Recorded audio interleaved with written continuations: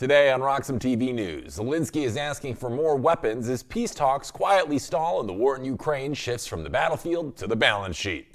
Iran is openly mapping out how it would fight the United States, while Donald Trump tells Tehran it should be very worried ahead of nuclear talks. And Bitcoin slips below 70,000, shaking out leverage and reminding traders that conviction gets tested before it gets rewarded. All that and more right now on today's show. Let's get into it.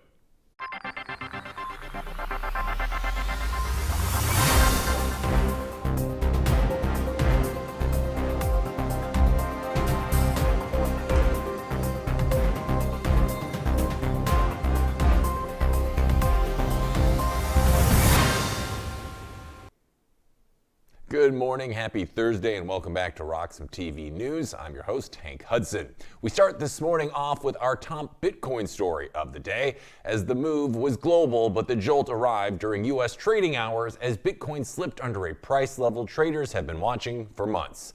Bitcoin has fallen below $70,000, currently trading around the $67,000 arena, and this drop is sharp, but the mechanics matter more than the headlines. You see, this looked less like a single mystery seller and more like a cascade. Spot weakness, thin liquidity, and derivatives deleveraging all hit at once as key support levels broke. Long liquidations accelerated, with forced selling dragging price quickly into the next bid zone. So who was actually selling? Well, ETF flows offer part of the answer. U.S. spot Bitcoin ETFs recorded roughly $272 million in net outflows on February 3rd as volatility pushed some institutional holders to reduce their exposure. And when price swings intensify, risk controls tend to override long-term conviction. So on-chain data points to a clear identifiable seller as well. Wallets linked to the royal government of Bhutan moved hundreds of Bitcoin in recent days, including transfers of roughly 180 Bitcoin and another 100 plus, closely aligning with the dip below 70,000. Now, Bhutan is not a speculative trader. The country has mined Bitcoin for years now using hydroelectric surplus power, accumulating holdings at a very low cost. Now, when Bhutan sells, it is treasury management, not panic. And zooming out, this is a familiar Bitcoin stress test. Simon Garovich, CEO of Metaplanet, summed it up by saying, "Bitcoin tests your patience before it rewards your conviction. Volatility shakes out tourists, not builders." And the long-term lens comes from Balaji Saravanan, entrepreneur, investor, and former CTO of Coinbase, who says, "I have never been more bullish on crypto because the rules-based order is collapsing and the code-based order is rising. States will fail and the network will take their place. We need internet capitalism, we need internet democracy, and we need internet privacy. So we need cryptocurrency." Now, Balaji is almost right, but it's not crypto, it's Bitcoin that will make the difference in the coming monetary reordering. And for long-term believers, this is a great time to hodl and buy the dip. Now, for viewers at home, this move will likely be remembered less for breaking 70,000 and more as another moment that separated short-term traders from long-term holders. All right, we're taking a quick break here at RoxomTV News, but when we're back, we're going to be going over the morning's top stories, and in just a bit, we will be joined by the man who connects the dots like no one else, Nolan Bauerle, to help us break it all down. So stay tuned, more RoxomTV News coming your way after this really quick break. Some call me Chicken Little, others Bubble Boy. I'm a bit changed, but sounds familiar, right? Let me tell you a hard truth. The S&P isn't rising, the dollar's falling. That's the trick, monopoly money. It's ice melting by the second. Your savings, your salary, your time. Worth less every second. Everyone's using the wrong measuring stick. Switch the denominator. Price the S&P into Bitcoin. Hard, fixed, unprintable. Suddenly your unstoppable index, it's collapsing. And while you cling to dollars, well, Wall Street already switched. Before, you needed two brokers. Still getting my ninja bonus though, right? Fuck. Plenty of spreadsheets. And my quant! I hate this part. I was right, and I'll be right again. If I were you, I'd thank me. You know my name's Dave, right?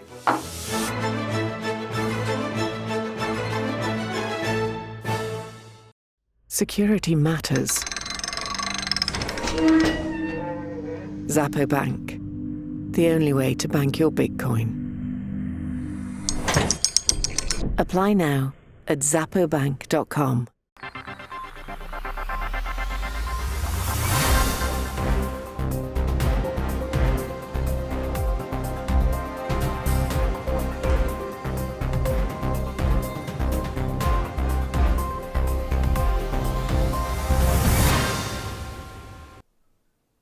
Welcome back to RoxomTV News. Joining me now to talk about the recent Bitcoin price crash and other top stories this morning, we have Nolan Bauerle. Nolan, happy, Thursday? Thanks for joining us. I missed you. How you been? I missed you too, Hank. And indeed, I have no idea what day it is. You just reminded me. I got in at around midnight last night after being in Dubai for the week. I was there for the Satoshi Roundtable, which is in its 12th year, so one of the oldest Bitcoin events, and mostly all just operators and people working in Bitcoin, people who've been around for a long time. And so weirdly, that was obviously all the talk. What's going on in the price of Bitcoin? I would say the consensus over there, now you're dealing with industry insiders and stuff like that, so it's not exactly an objective data set or data source, because these are all Bitcoiners to begin with. Yeah.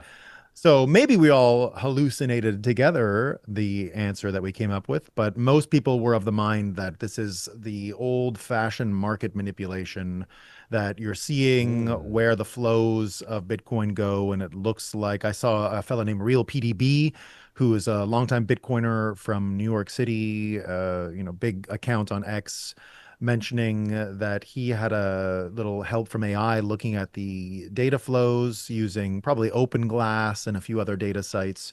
And what you see indeed is the minnows mostly selling and whales mostly buying. It looks like a concerted effort. You see a lot of things getting manipulated over the weekend. Now, there is a general malaise out there as well. So Bitcoin is a psychological engine, often as I describe it. And the psychology, when you see all of these really dystopian things coming out of the Epstein revelations and a lot of the narrative that's out there, it's not really optimistic, right? So we're not living through an optimistic couple of weeks right now. A lot of pessimism in the air. And so combine all these factors, and I think we're seeing exactly what we saw the last two times this happened. Would have been the COVID crash of 2020, March, and the other time would have been November 2022. Now, what I like about this and Bitcoin this time is that the sideways market of Bitcoin created its own kind of anxiety, in that you're in what we call the liminal space. Liminal spaces are like schools in the summer, or you see these abandoned shopping malls and people walk around them. The kind of anxiety that induced is called, from a liminal space. So when Bitcoin was going sideways all summer and winter so far, it created a lot of anxiety amongst Bitcoiners. What I think is good about this crash is that, just like the crash in 2022 and the crash in 2020, Bitcoin is kind of front and center, kind of the main event.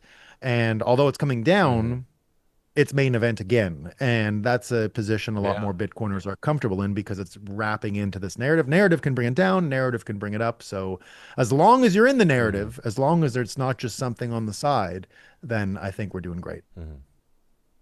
Yeah, no, it's an interesting spot. I was talking the Rational Root on the show. He's a Bitcoin analyst, a big one on X, and him and I were chatting yesterday.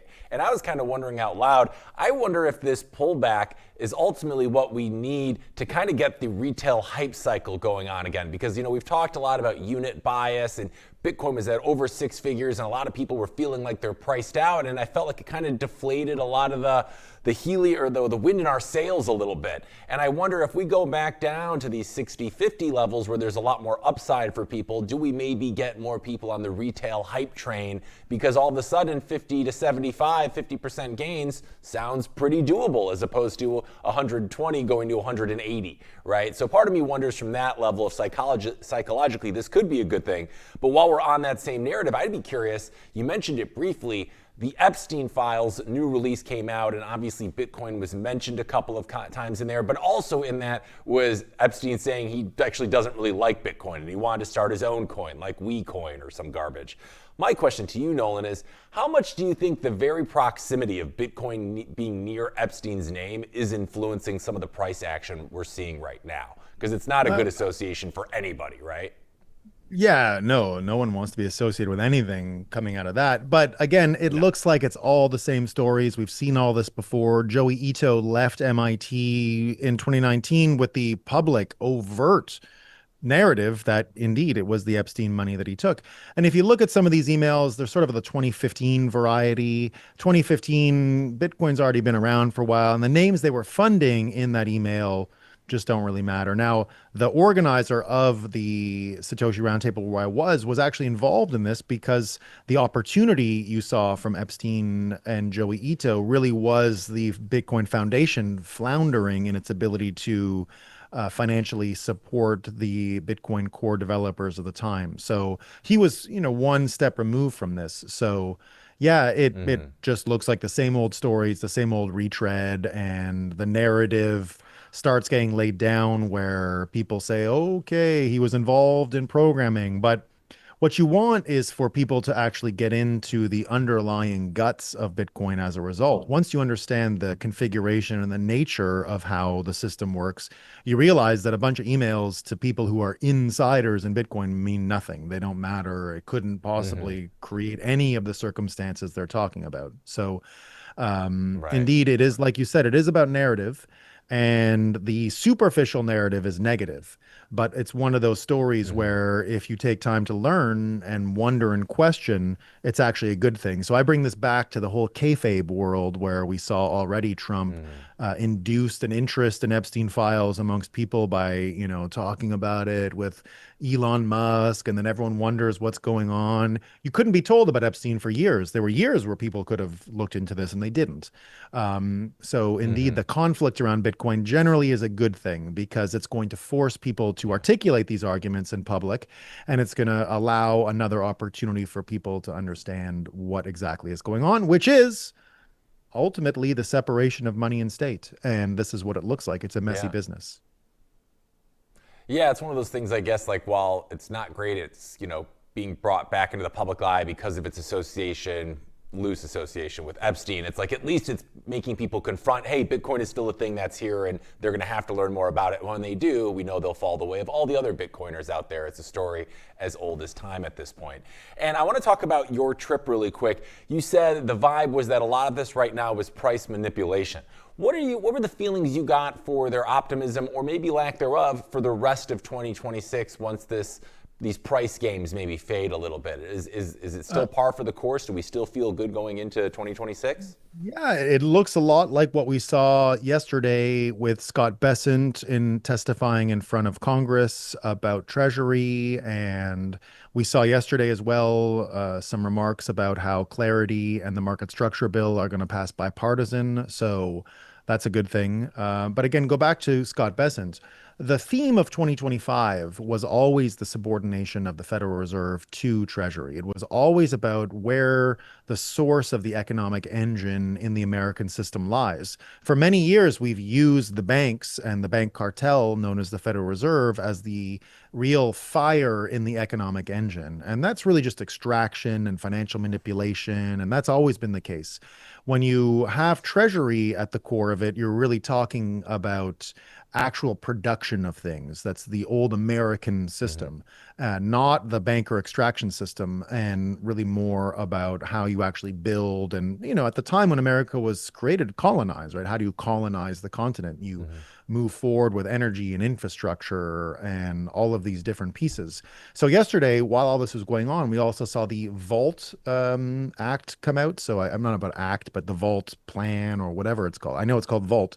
What it is strategic mineral reserves. So the rare earth minerals are now being stockpiled by the United States in a way that would allow them to traverse this incredible time of change when these minerals are more valuable than ever. So it is a return to the scarcity mindset. These are limited, of course, that's why they're called rare earth metals. We all know they're not rare in absolute terms. They're rare in their concentrations in the grounds. The type of mining you have to use to extract them is not so efficient and really ugly. It's the open pit mining and stuff like that. So that's why that's why America outsourced it a long time ago, because it really does ruin countrysides. But that's why also now you see them embrace it, because the costs and the benefit is just too great, and the cost of not doing it is too great. So you're seeing it. And I saw Trump had an interview yesterday. So not just Bessent and the subordination. Trump came out yesterday and really hammered down. He did an interview with ABC News, and they asked him about AI. Of course, the rare earth minerals important in AI infrastructure. And he said, well, AI is bigger than the internet. And that really does lend to this being a new platform for the entire economy. If you add what Treasury has done, if you add what Bessent is doing, we're putting the pieces together to this new economic engine. And yet we lie in the middle of these two systems. So most of the talk about manipulation was about that. We're now very clearly in these two systems. And even to go back to the Epstein files, you can see that the battlefront of what we're experiencing now, economic manipulation, started with the financial crisis, because it's at that point you start to see Epstein getting tips, right? We got a tip in the Genesis block, Chancellor on the brink of the second bailout. He was getting those tips from Lord Mendelsohn, who's had to retire now and quit, and he's probably going to have criminal charges. He was a lord. He was an advisor to Keir Starmer. It's affecting Keir Starmer's credibility in the UK. Many people calling for him to resign because he hired this guy, Lord Mendelsohn, even when his relationship with Epstein was well known many years after the fact. And so you're seeing this real true change in how we perceive power. You know, Epstein really did come to understand that this inside baseball financial knowledge was vital to his operation out of the financial crisis. And you saw him really lean into that whole getting tips. Lord Mendelsohn was giving, I think he found out about the same chancellor on the brink of the bailout. He found out about the brink of the bailout before anyone, before the newspapers did that we heard about. He heard about it within 4 seconds or something crazy. Mendelsohn had just heard it, and the first person he contacted was Epstein. So Epstein really did get involved with financial manipulation back then. It's overt in these Epstein files, and he was at the forefront of it, not as a financial genius, someone who's like, okay, this is the battlefront now, and he's part of the infrastructure. Yeah, because he was just like, he had some holdings to like a third party. I think it was in Blockstream temporarily, and then they ended up divesting their interest. So he just kind of seemed to be in proximity to it, but at any point had no decision making or anything really important. So, you know what happens. I always say it's kind of like, right? It's like kind of, I said it yesterday. I don't know. I feel like this is appropriate. It's like trying to hold fire accountable for the actions of an arsonist or something like that. It's just a tool. That's perfect. And, you know, that's perfect. That's perfect. Use the tool. Yeah. Yeah. All right, we're going to move on to our other top stories of the morning here, Nolan. So guys, let's roll the stinger so Nolan and I can get into it.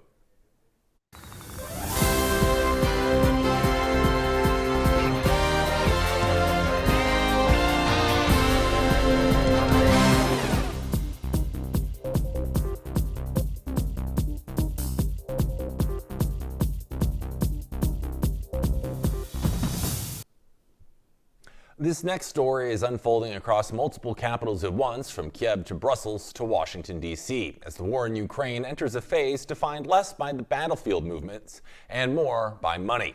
Ukrainian President Volodymyr Zelensky has renewed his appeal to Western allies for weapons and financial support, arguing that sustained military assistance remains essential if Ukraine is going to force a negotiated end to the conflict.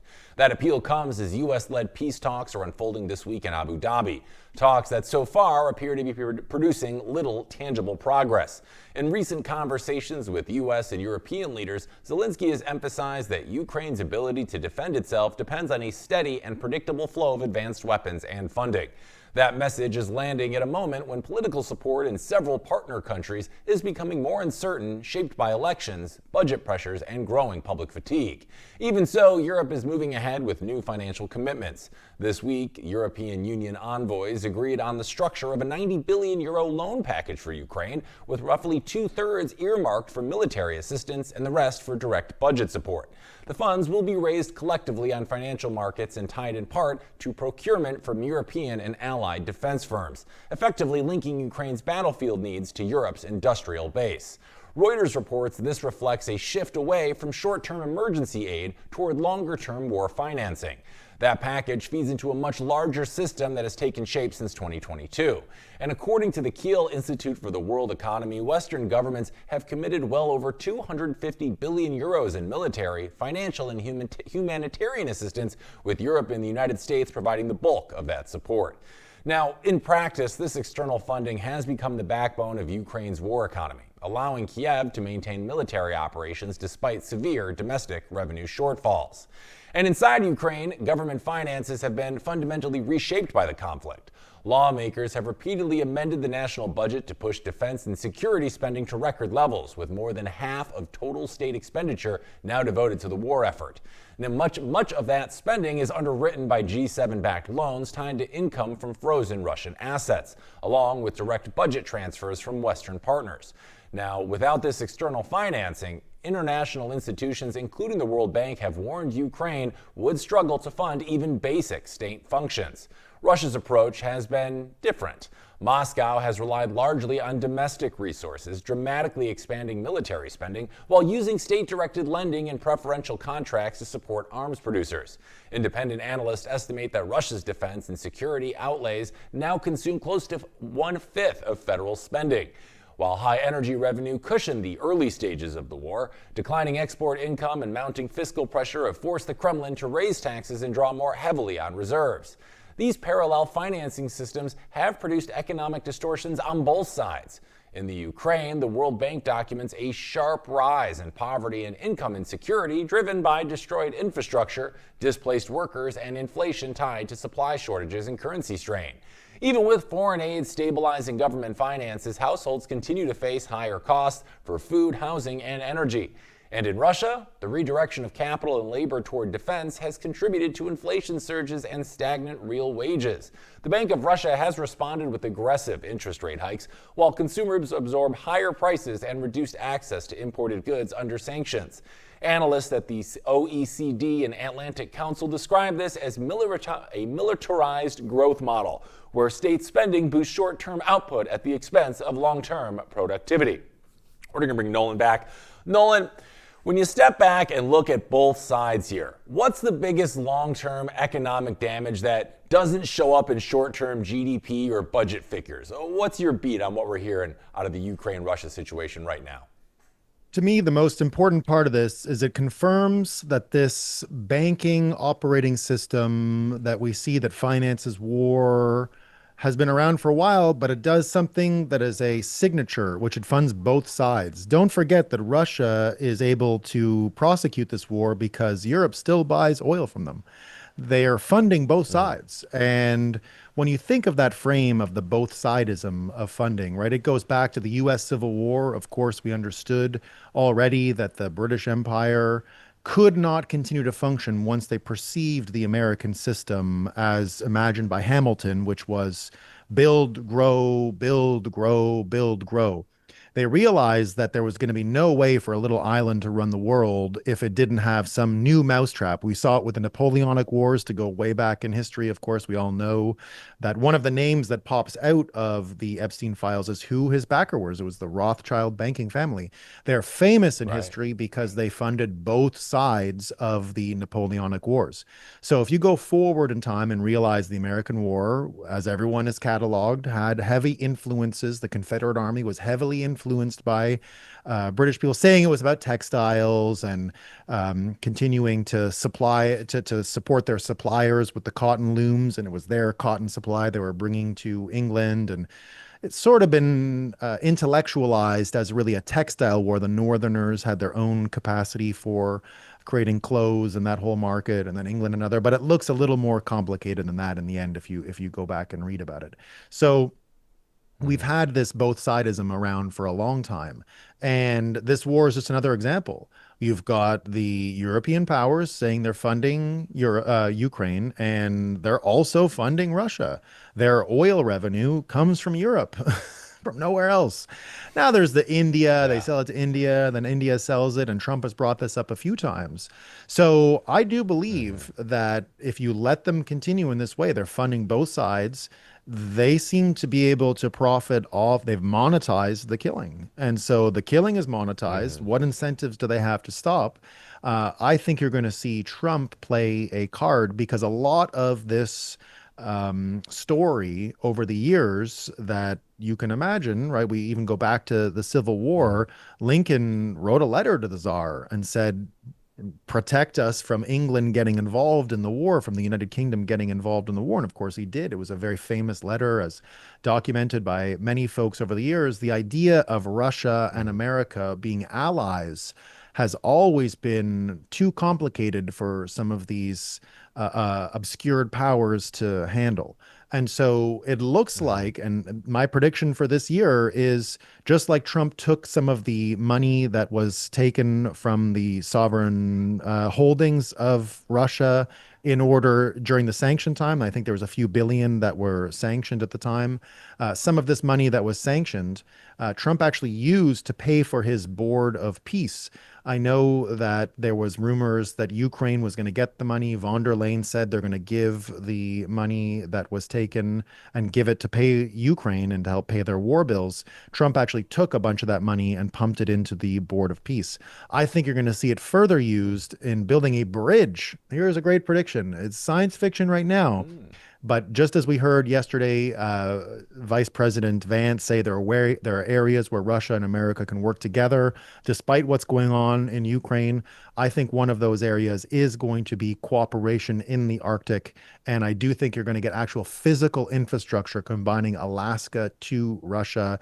Maybe not this year, but I do believe you're going to get it talked about more in the media because it's this partnership that means a lot to the future peace of the world, having commercial ties. I'm not talking about military. There'll always be some form of competitiveness there, but tying in these economies and as well, America tying in with Ukraine. So not to leave Ukraine alone, but that has been Trump's plan from the beginning for peace is to not arm them, like Zelensky is saying here, not to arm them to conflict, but actually go and arm them for the economic development of their country. And if you tie everyone in together, if you make sure that the Americans are there and that any attack from Russia would actually be an attack on America, almost like triggering a NATO situation, except now there isn't some contract that says that anyone who steps on a landmine in the wrong place could trigger a war, or anyone who makes an accident can trigger a war.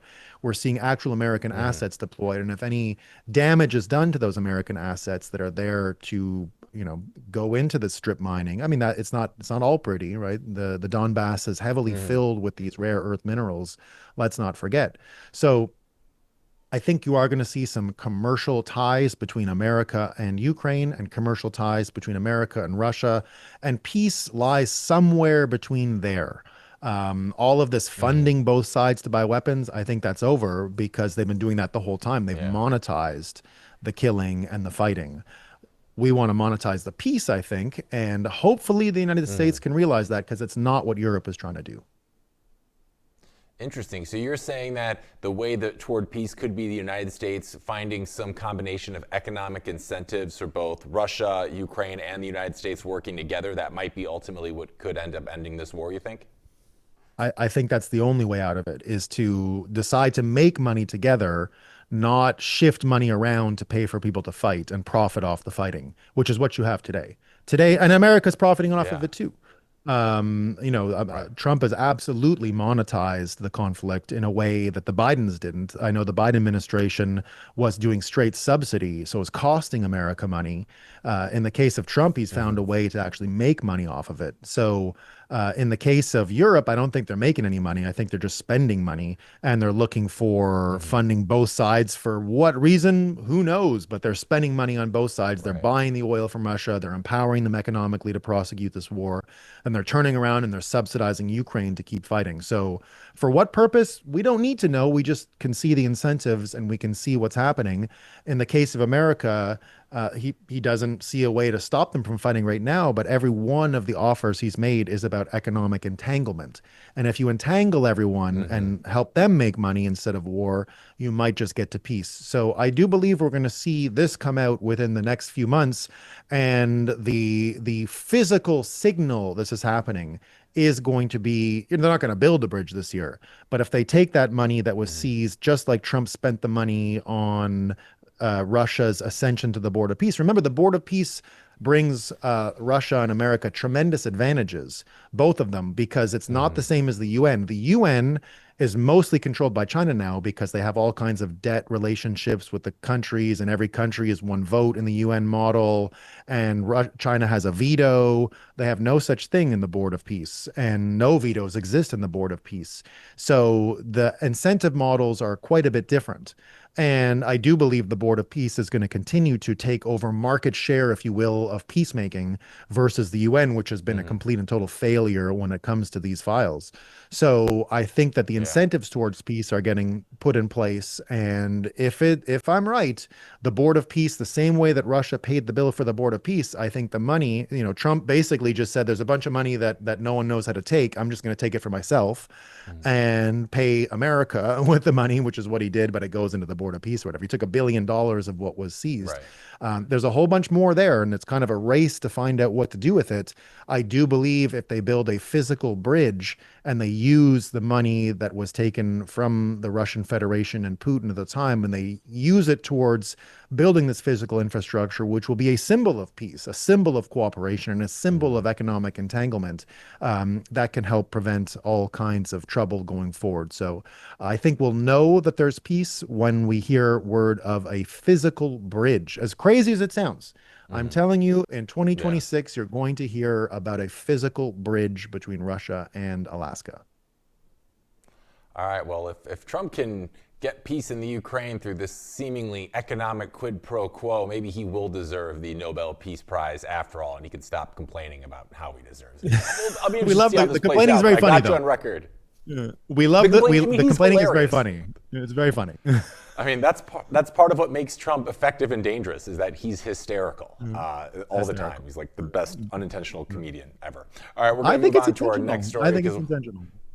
You think? Maybe. I mean, he seems like a fun guy to have a beer with. I'll tell you. I'll say that. He doesn't drink. I'll leave it. Doesn't there. drink. He doesn't drink. All right. Well, he can have no duels. All right. We're going to move on to our next story here, Nolan, because while the temperature is heating up in the Ukraine, the pressure inside the Pentagon is building, where questions about foreign influence are now colliding with America's most important private space company. Democratic lawmakers are urging the Defense Department to investigate whether Chinese-linked investors have quietly acquired stakes in SpaceX, raising new national security concerns. Senators Elizabeth Warren and Andy Kim have written to Defense Secretary Pete Hegseth demanding answers by February 20th. They warn that any hidden foreign ownership could jeopardize U.S. military and intelligence systems that depend heavily on SpaceX's technology. The senators cite media reports and court testimony suggesting that investors with ties to China may have used shell companies in the Cayman Islands and British Virgin Islands to disguise purchases of SpaceX shares. They argue that if true, those arrangements could violate U.S. rules on foreign ownership, control, or influence known as FOCI. Now, those rules exist to prevent sensitive technologies from falling under foreign influence, even indirectly.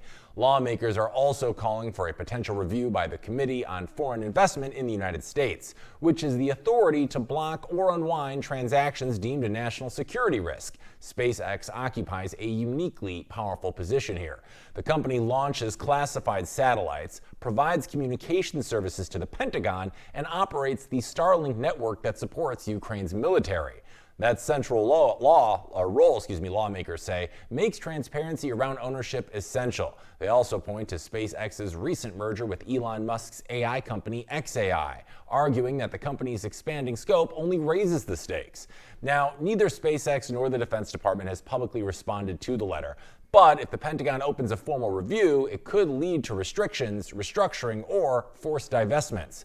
And for those of you at home, this matters because it underscores how deeply U.S. national security now relies on private firms and how scrutiny follows when those companies sit at the crossroads of defense, technology, and global capital. We're bringing Nolan back in. Nolan, when lawmakers talk about foreign influence at a company like SpaceX, what are they actually worried about in practical terms? Is it the access to technology, leverage over decision making? Is it maybe something more subtle than that? What's your beat on this story? Well, in this case, it's interesting because you saw Elon Musk had an interview yesterday where he talked about how most AI data centers are actually going to graduate to being in space. You've heard Google talk about that a lot recently as well. The efficiencies of running AI in space are just so great that it looks like that's where a lot of the infrastructure is going to go. So if you combine the idea that I think SpaceX owns something like 90% of the tonnage in space overall in all of human history now, 90% of what's up there is SpaceX property, more than NASA or China or Japan or anyone else. And when you realize that the actual battlefront, the terrain that matters in this new world is only space. Physical borders aren't really as important as space at this point. If you win space, you probably control the world. And in many ways, AI and the space technology is the inheritor of the nuclear and aerospace mandates that we saw in the 1950s coming out of World War II. We saw that those were fields that had to be won. There was no choice. You had to win it. And when Trump yesterday said that AI, in this same ABC interview, that AI was perhaps bigger than the internet, this is what he's getting at. It is a energy finance model to build energy systems in space. It's infrastructure. And so when you add all of that up, indeed, it is very important that we know who the owners are and we know who has influence. We know where incentives are coming from. Now, I will say that both Elizabeth Warren and Andy Kim are not the most credible people. They come across as hyper partisan. So part of this is probably about churning out talking points that frame SpaceX in a bad way, but there is probably enough there to make sure. I think that's one of those ones you want it airtight. You want to know who owns it. Doesn't mean that foreigners can't own it at all or invest in it. That's not what we mean. We just have to know who they are, because whoever does control this company and controls space, therefore is a master of the universe. And you need to know who these people are. It needs to be transparent. Now, these companies going public could be a big because that's what part of this XAI and SpaceX merger is about positioning the whole stack for going public to be perhaps the biggest company in the world. So you do want to know who these people are, I think, both from a private investment point of view and from a national security and sovereignty point of view. You need to know, just like we had a Cold War because we had spies operating around the nuclear program, and it created a situation where America lost its monopoly over the nuclear arsenal and Russia was able, or Soviet Union was able to cultivate one. It created how many years of jockeying and Cold War posturing. We don't want to go back to that. So if we can keep it, then we'll do it. 1 second.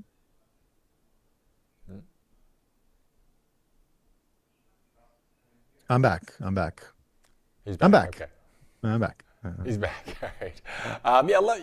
Let me give you a break there for a second, Nolan, because I want to talk about another part about this story. Is that we've had moments before where private companies become deeply embedded in U.S. national security. The defense contractors, telecoms, even some energy firms. So my question to you is, what makes this situation feel different or maybe more sensitive than those past cases? Is it because, like you mentioned, like whoever wins space kinds of wins it all? Is it just that the stakes are so big here? Or yeah, I mean, I don't know. I think it's the stakes, but it's also the real world tech stack that is required to replicate this.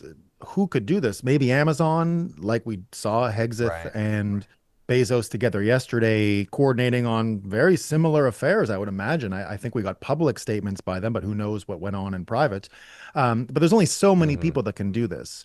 We're not in a world where a couple kids in a garage can do this. This isn't like software. This isn't the internet where, or even computer hardware. These aren't consumer electronics. We've been so dominated since Silicon Valley came out, thinking that electronics and technology is consumer oriented. There are some consumer applications here. As we know, I'm a Starlink user. There is a consumer bolt on to all of this infrastructure, but it is not essentially consumer architecture. It's something quite a bit different. And because it is so different than consumer architecture, it's not a video game, and it's not something that a new participant can just come in and compete. The head start that SpaceX earned through the multiple trials and errors at this point now becomes so vital to both the future of the world and the future of who's dominating the most important battlefield and who's sharing the data and on what terms is it being shared. I think this is a part of the heritage of the earth. So you don't want to think of it too much in terms of nationalism. You want to allow other folks to piggyback off it. But just like nuclear power, you wanted people to be able to piggyback off of the innovation. You don't want them building missiles and bombs and things like that. So I would imagine that going forward, it is important to know who participants are, that there are some forms of transparency that come about, understanding how information is shared, and indeed understanding that Elon Musk is building and developing in the open the way he is has to be maintained. We don't want a lot of clandestine, can't see the incentives.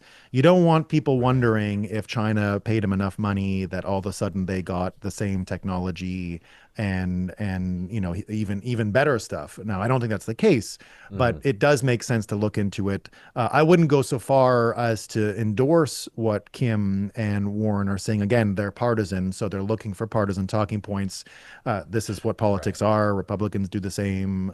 It's part of the game in Congress.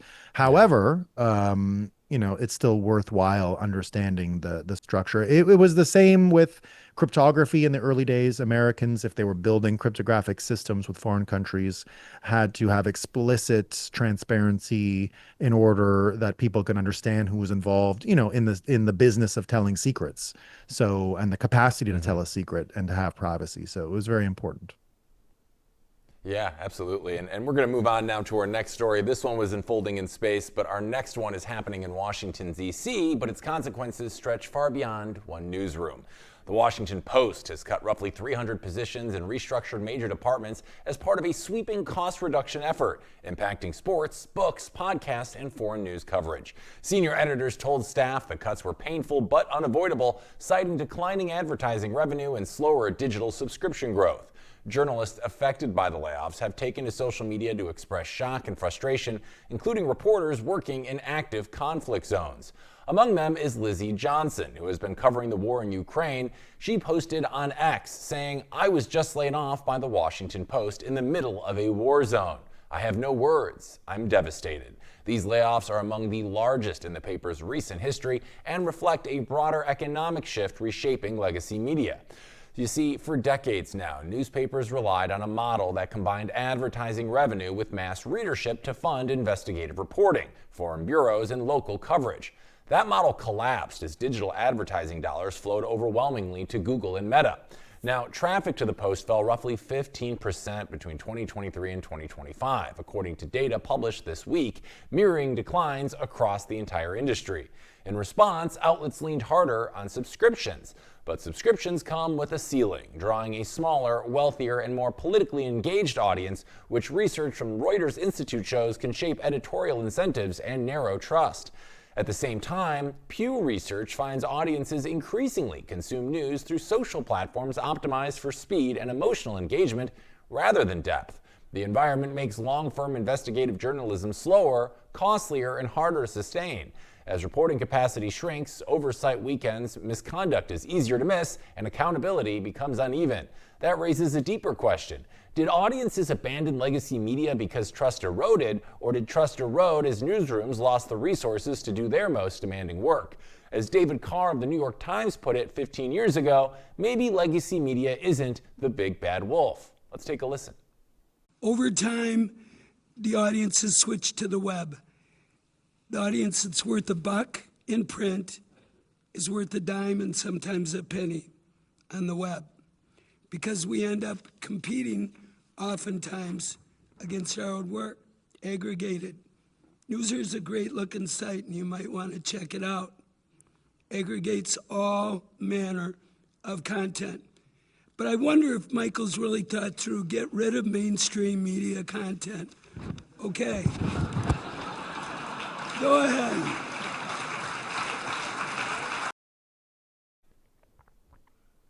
why it happened, who financed it, and who benefits from it. The very questions RoxomTV prioritizes. We're bringing Nolan back. Nolan, when an institution like the Washington Post makes cuts this deep, do you see it as a one-off business problem, or is this a sign that the old media model is breaking down more broadly? What's your initial beat on these layoffs from the Washington Post? Well, I think we can keep it a lot simpler than just media model and who's funding what. We can look at their coverage, really. Ukraine, for example, you're reporting on a war zone. Many people say Ukraine is the most corrupt country going. Where did the money go? How many stories has the Washington Post did to follow up the corruption? The answer is not that many. Even come back to domestic coverage. The Washington Post has fallen for every hoax possible. They fell for the very fine people hoax to the point where they allowed President Trump to say it was President Biden to say it was the reason why he ran for president, when it's the most easily debunked story out there. You can see it again and again, the Hunter Biden laptop story as well. The Washington Post has shown that it is not really doing investigative journalism in many ways. So the trust was outside because it seemed partisan to begin with, or at least most MAGA folks found it to be that way. So what incentives got them to that point, I'm not sure. But I think that there is still an appetite for interesting takes on the news. It's just an insightful and useful takes on the news. Trump evil, Trump Hitler, there's no utility in that. It doesn't represent half the country. There's enough to complain about with Trump as it is. You don't need to hallucinate and lie about reasons. There's a plenty there. I understand why people would complain about this or that. But when you go so far as to say that Trump thinks Nazis are fine people, and then never go and correct yourself. If they would have corrected themselves, if they would have admitted to any of these faults, there wouldn't be so much animosity there. But the hatred for the Washington Post, and therefore the amount of activists you have against the Washington Post, is so great that I don't know if you can use economic models. Now, maybe it was something in the economic model that got us there. It doesn't look like it. It looks like something else was happening. And when I think Ukraine is a great example. So much opportunity for great stories. So much opportunity. What did we get all the time? We got Zelensky's looking for money. Who's going to give him money? What's happening with the money? Where do we get the money from? They need weapons. It was the same story we're at 4 years. I haven't seen any, and I look at the Washington Post every day, not for the information, for the laughs. I look at it for humor. I literally go on the Washington Post to say, like, they even did it with the Epstein, that he works for Russia. What? What? They actually printed that. So, I mean, amongst others, it looks like he's infrastructure. He would be hired by anyone. We saw proof that CIA used him, that Mossad used him, that several of these groups used him, Russia being just another one. He had visas to go to Russia, yet he was an American citizen. So he went all over the place. Anyone could be a client. It looks like that's at least what I see. Maybe I'm wrong, but that's what I saw. So picking out Russia seemed strange and seemed to be serving this same narrative we saw with Russia, Ukraine. So I think their credibility is toast because they've been doing this for so long and have never gone back and admitted to when they made a mistake. I mean, to me, the only one I keep in my head in order to just see it is the fine people hoax. This hoax, people can say Trump lies, and he does, right? He's very loose with the truth, but directionally it's sort of true, right? The crowd size and like, these are a little, they're marketing lies that everyone does. Yeah. Joe Biden told a lie that said that Trump believed that half of the country who were Nazis were good people. Nothing like that ever happened. And that created so many terrible ramifications in America, to play around with race wars and racism so loosely and then never correct it. I mean, this is the easiest story to debunk in the history of the world. And they never did it. And so not debunking that created a lot of ill will. It created a lot of activism against the Washington Post. You have people who hate it, just absolutely hate it. And they're going around telling people don't read it. And it's word of mouth. Books, movies. I don't watch a movie because of a marketing campaign or because I know about the financing behind the movie. I watch a movie because my friends say that was a great movie. I read a book because my friend said that was a great book. And the information you consume, like on Roxom, that's what we want people to see. Ah, did you listen to Roxom? It's great news, right? That's what we're building here. That's what we're working on. We want people to spread it by word of mouth because they enjoy it. When you create that many enemies because you simply don't acknowledge the things that happened because they didn't fit the narrative you sold at the time, you create the word of mouth in the opposite direction. And so there are people who hate the Washington Post, especially tech bros. Tech bros, Balaji is first and foremost in this fight against the New York Times and the Washington Post, and talks about it a lot. That's why he talks about network states, to cultivate trust and a sort of peer-to-peer relationship in the news, not the top-down model. The top-down model is going to have trouble. That relies on experts and credentials and credentialism. What we hear from the Bitcoin world is this bottom-up peer network that is also a peer information network. It's not just electronic cash, it's information. And so we can handle being wrong. Being wrong is part of the course, but you have to be able to admit what you're wrong, and you have to be able to course correct. We haven't seen any course correction from legacy media at all. They continue to operate in 2016 terms. Yeah, I mean, and that's very much part of the reason that we're seeing them lose influence and credibility. But it does beg the question, Nolan, where do you think people will look next for authority and truth in the media? Is it going to be independent voices, networks, or maybe will it be something else entirely? Where do you see this going? Well, from what we see so far, I think Bitcoin has done a very good job in avoiding this. What you want is something that doesn't create conflict. You want a place where there can be a marketplace of ideas. And that's why Nakamoto consensus is so interesting. Nakamoto consensus, the fault tolerance of Nakamoto consensus is 49%. 51% attack is how Bitcoin would be broken. What that allows us to do is shape a narrative where there's but still use the disagreement to isolate something approximating truth to the extent that we're capable of finding it.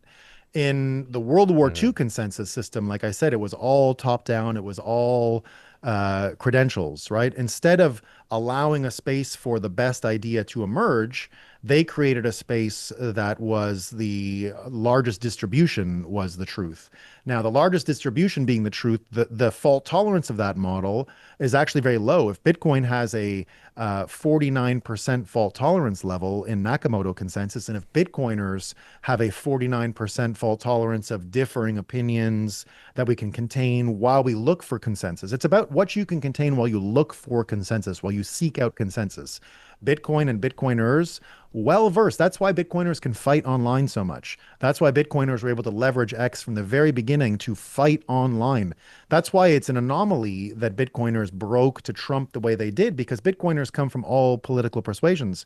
I predicted in 2023 and 2024 that Bitcoiners would be a big benefit to Trump, not because people were going to agree with everything Trump said, but because their minds were flexible enough to handle the parts they don't agree with the parts they do agree with, and were able to move forward with a normal amount of disagreement. That's what you want. You don't want to have to be, Trump is right about everything. You want to be able to say, okay, well, I totally disagree with that.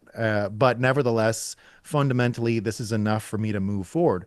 Whereas the World War II consensus model that I mentioned, and the way things worked from the analog world, which was probably the right way to build it in the analog world. It was very hard to have a global discussion without something like X and the hive mind that comes out of it. So it made sense to run things that way. But entropy sets into any system, and that system was no longer capable of handling disagreement. There was a time when all sorts of points of view were competing in a marketplace of ideas. And of course, the funding models then were important, right? If there was no other option, newspapers, all of that really did work. It's been quite a while that that's broken. And now when you keep adding where that's taken us, the fault tolerance has become a problem. It's why you see so much, both on Fox, but on all the other networks as well, why you don't really hear differing opinions, because any little bit of narrative, any bit of, going outside of the narrative results usually in attacks. Usually the system starts attacking people. If people say Trump was wrong about that, you'll hear Fox people, but if you hear someone say Trump was right about that on CNN, you're going to hear the same thing. And so the fault tolerance of the model is so low. What you need is a system that can handle many opinions but still reach consensus. We have done that in Bitcoin. That's why we can argue all the time but still move forward. Yeah, I've been telling everybody Bitcoin solves this, but they won't listen to me. But maybe they'll listen to you, Nolan, and they certainly should, because we certainly love having you on the show. And it's been a long week and a half not having you, but we're so happy you're able to make your triumphant return here Thursday to join us. And I know you've had a long 24 to 36 hours, so I want to thank you again for joining us this morning and taking the time, Nolan. It's always a blast. And everybody, make sure you're catching Nolan's show. It's on before hours every day during the week, except Mondays. I think it's not, because we have the Borjas show. But Nolan, always a blast, my friend. Thank you so much, and I hope you have a great rest of your week and weekend, sir. I appreciate the warm re-welcome, Hank, and indeed, I can't wait to see you next. I think it'll be Tuesday, right? I'll be on again with you. It will be. Yep, Looking we'll see forward you on to it. Tuesday, and until then, all good things your way, buddy. Thanks for joining us. Cheers. All right, we're Cheers. taking a quick break here at Roxom TV News, but when we're back, we're going to be hopping into hour 2 of today's show, where we have more of top stories to go over, and we'll be joined by my Roxom TV co-host, Walker America, to break it all down. So stay tuned. More Roxom TV News coming your way after this.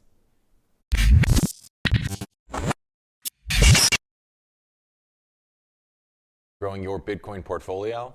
I sure am. And the Bitcoin credit card by Gemini earns you Bitcoin back on every purchase.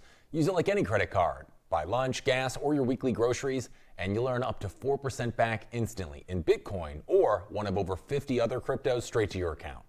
All that with no annual fee. And right now, you can snatch a $200 Bitcoin welcome bonus. It's the easiest way to start building your Bitcoin stack. Just go to Gemini.com to learn more. Welcome back to Roxom TV News. Now, before we roll into the second hour of today's program, let's quickly recap the first hour of today's show and get everyone caught up with the big stories we already covered. First up, we have Bitcoin has dropped below $70,000, a move that grabbed headlines but mattered more for how it happened than the price itself. ETF outflows, leverage getting flushed, and treasury sales from Bhutan all pointed to short-term positioning and liquidity stress, not a shift in Bitcoin's long-term fundamentals. President Volodymyr Zelensky renewed his call for more weapons and a long-term financial support as peace talks with Russia have showed little progress. The key takeaway was that this conflict is now being driven as much by balance sheets as by battlefield movements, with Europe and the United States locking in financing structures that make the war economically sustainable even as the human costs continue to rise. Now, joining me to co-host the second hour of today's program, the most patriotic man in Bitcoin, Walker America. Walker, happy Thursday. How are you? Great to see you. Well, Hank, I'm doing well. Great to see you too. Bitcoin is dead again, apparently. So yeah, I guess this is just one more Bitcoin obituary for the history books, huh? Yeah, I was chinking away at a gravestone for it right before the show. It is dead, and you and I are going to talk about it because we're actually going to begin here with our Bitcoin news of the day. So guys, let's roll the stinger so Walker and I can get into it.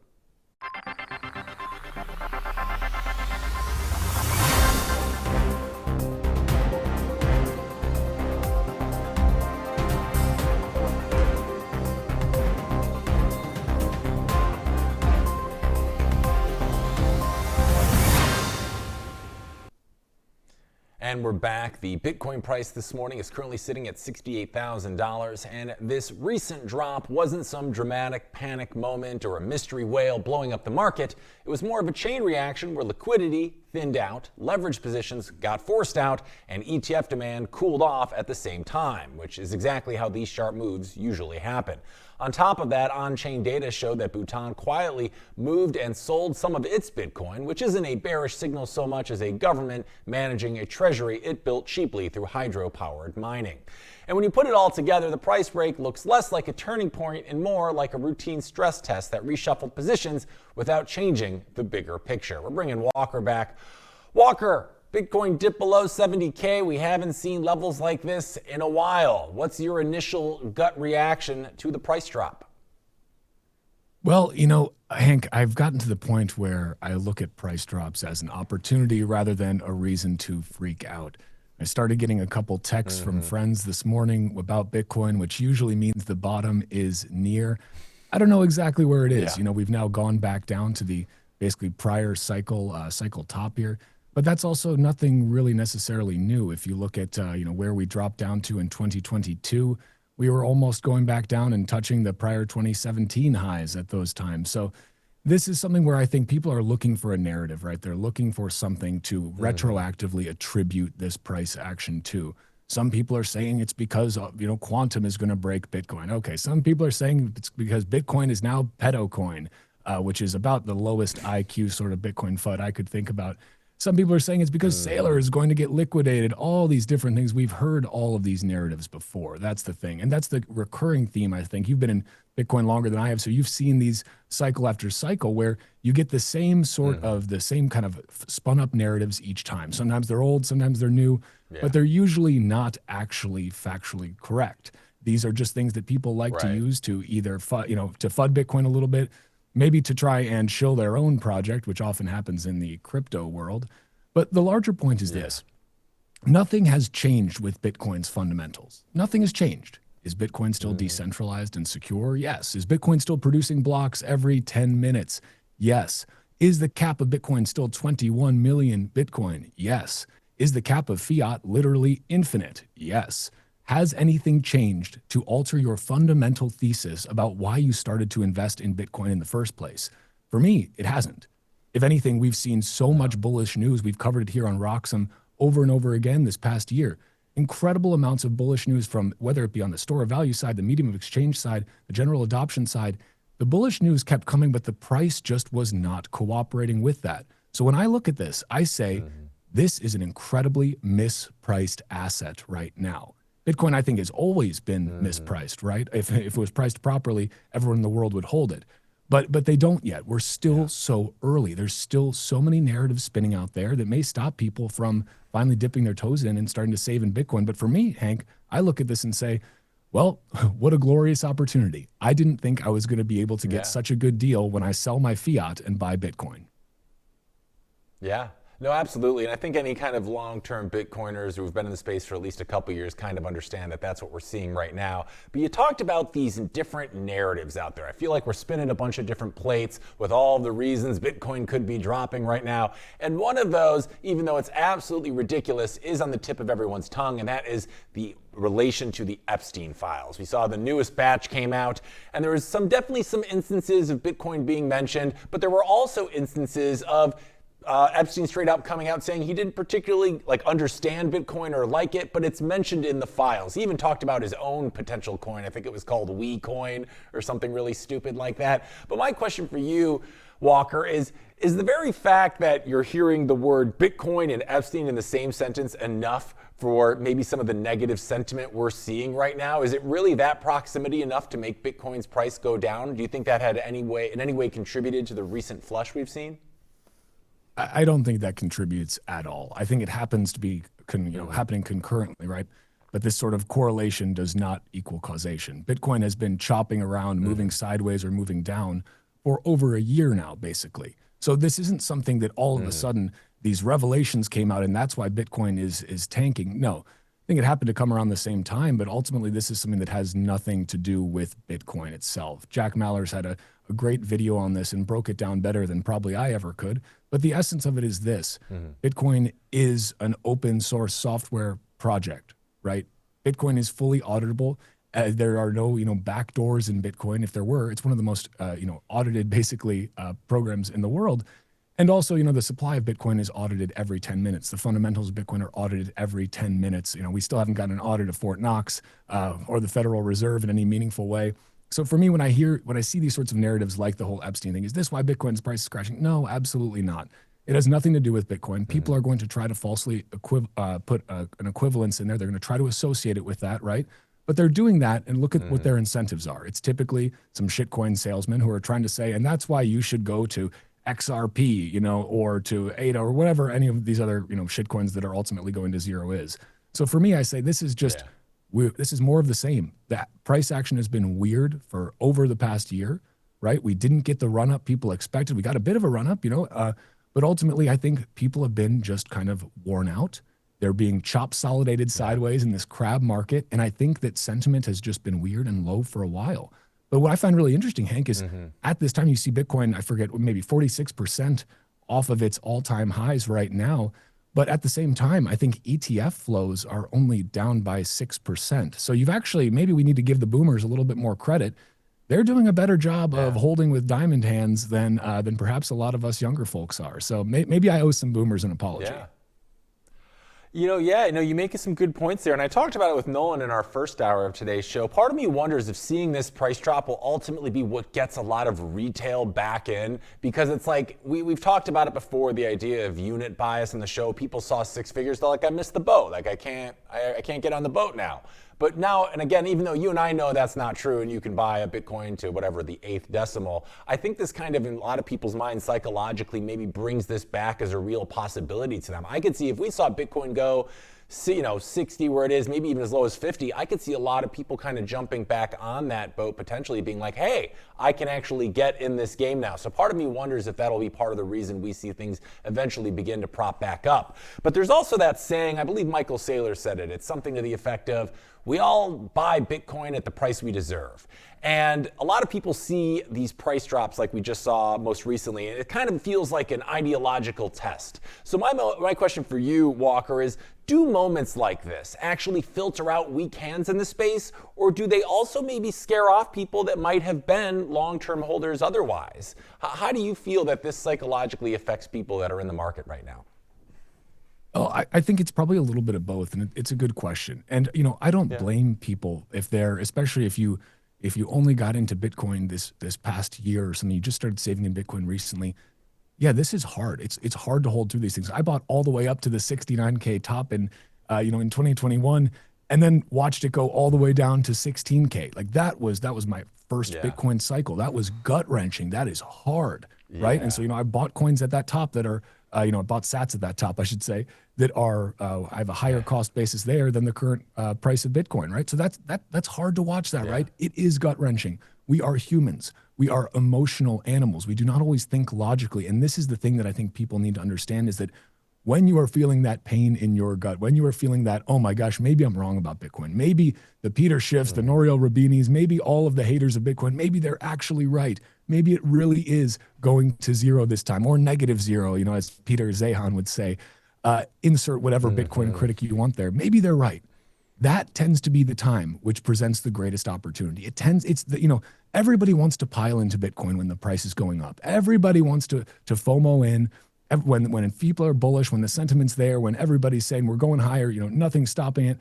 But nobody wants it. It's that meme, everyone lines up for Bitcoin, is going to line up for Bitcoin at $1 million, but they're not lining up now at 70,000 or 69,000. And I think that's just human nature.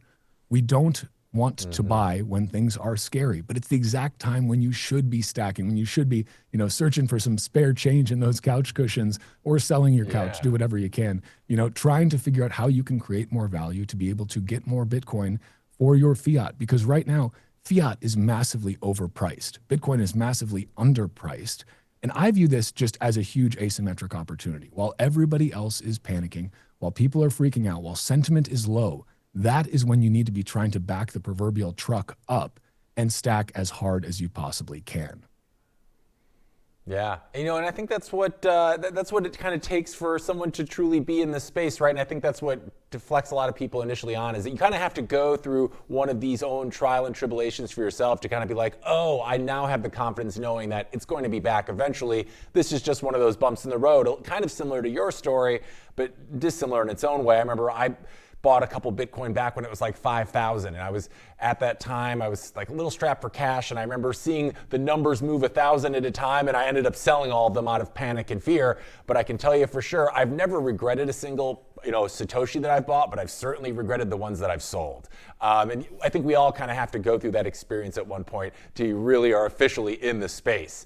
And as people that are, I want to ask you this question, Walker. If you were to zoom out 5 or 10 years from now, do you think moves like we're seeing now even end up mattering at all? Or is this just background noise compared to the bigger monetary shifts that we generally try to focus on in the space? Yeah, it's a great question. So if you zoom out 5 or 10 years, ultimately anything that's happening right now in terms of fiat price movement just starts to look like a smaller and smaller blip on the chart. Go back 10 years from now and look at Bitcoin's chart, right? What did it look like in 2016? Well, all of those moves are inconsequential. in 5 or 10 years, Bitcoin is going to move its current entire price. It'll move $70,000 in an hour, right? It's going to be so inconsequential, but that doesn't mean that it's right now that what people are feeling isn't real and that it isn't difficult.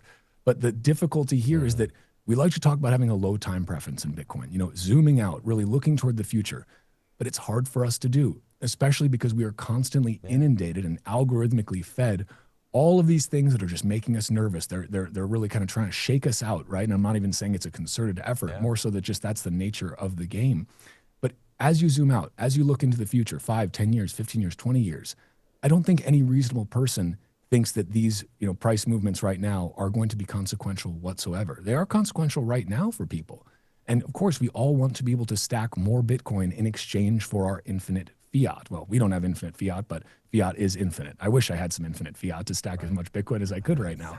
The point being, this is the time where you need to be looking at Bitcoin. You need to be looking around you, looking at the panic, looking at everybody freaking out, looking at all the capitulation and saying, this feels like the best opportunity. Again, it's very easy to buy Bitcoin when everyone's bullish, when the price is ripping higher. Everyone loves buying on the upswings.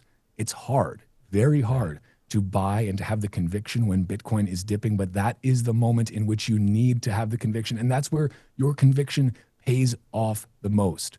Now, again, whether you bought at 100K or 125K or whether you're buying right now at 70K, that is not going to matter in 10 years. That is going to be a rounding error in 10 years.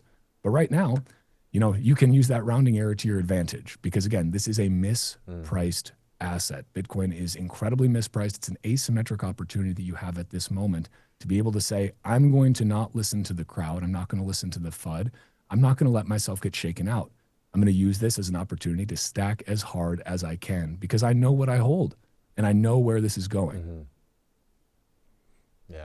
Yeah, no, it kind of feels like, anybody can buy Bitcoin, but not everybody can really do what it takes to earn it, which is ultimately holding it through the trials and tribulations that you face on every single cycle. And this one feels to me no different. It's just a little different in the part of Bitcoin's journey where we are. It used to be FTX collapses. Now we're seeing attachments to Epstein and other FUD out there. So this is just more of the same.